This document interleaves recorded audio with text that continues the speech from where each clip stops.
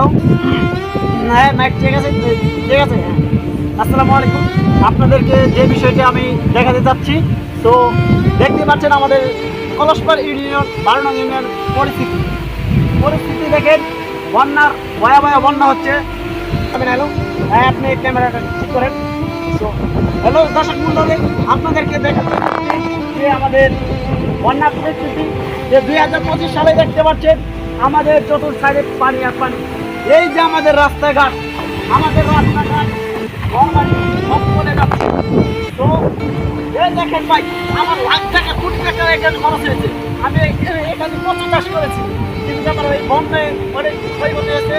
তো আপনারা এই নিয়ে কিছু বলেন, এটা আমাদের মাইক কি করলো, আমার মাথায় ধরে না।